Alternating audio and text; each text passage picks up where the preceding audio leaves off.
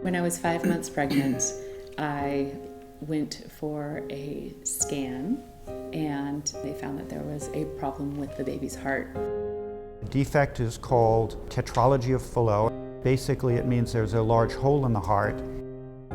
Initially, the doctor thought that the baby probably would not survive. So it was very scary. I did go into labor 3 weeks early, so even though we had a planned C-section, I ended up being helicoptered in the middle of the night to Lucile Packard Children's Hospital. From the moment that Tara went into labor, throughout the process, every step of the way, someone really clearly laid out what might happen, what the choices were that we had, and what the consequences might be.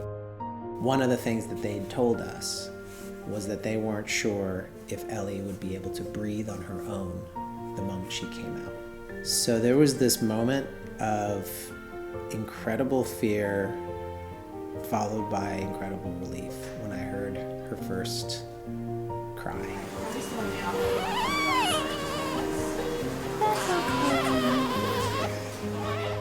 I've never had that experience elsewhere, but I can't imagine better care, better support than we had, especially at that most critical juncture. This is our new little monkey. She's just a few hours old. Meg Homeyer was fantastic, and before the baby was born, we spent a lot of time speaking with Meg and people on her team to really understand just all the levels of care. It was incredibly overwhelming. It's such a multidisciplinary group of people that needs to be involved in these complex cases, trying to help navigate our system so that it made it as family-friendly as possible. Having someone like Meg helped give us a center.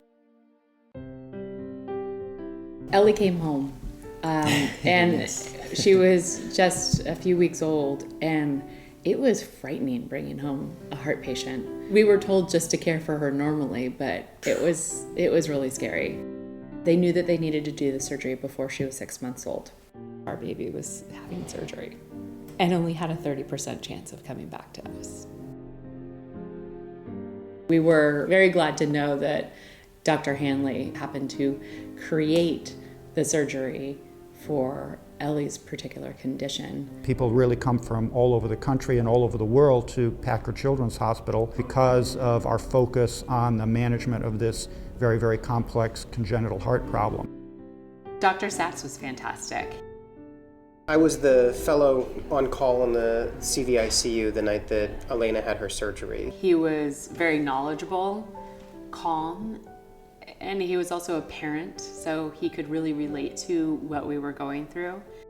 When we got a phone call from the hospital to say that her surgery was wrapping up, I wanted to fall to the ground with relief.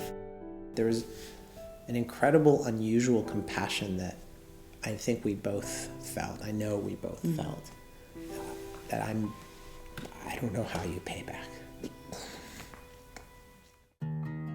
There is a wonderful legacy and tradition of philanthropy here at Lucile Packard Children's Hospital. The Breaking New Ground campaign achieved a goal of over $500 million in contribution. Our own pediatric cardiac intensive care unit, where patients like Elena had her postoperative care, was a result of these contributions. There are other children in the world with this condition that we, for many, many reasons, are never going to be able to take care of ourselves. So this brings into play our training programs. That opportunity to come here and train and work with these physicians and learn from them wouldn't be possible without the generous gifts that have been given to this institution. Going beyond our existing facility, our phase 2 development of our new tower is going to have a brand new cardiac unit in it and cardiac intensive care unit. When the new hospital is built, we will have further resources that will allow us to continue not just the quality of care that we provide to the families, but to increase the number of families that we're able to take care of. In every imaginable way, she's a normal, almost 1-year-old little baby. She's going to be able to play in the playground with kids, run out in the neighborhood and ride bikes like all little kids do. She has learned how to eat. She can almost walk. She's got to be one of the happiest babies I've ever seen.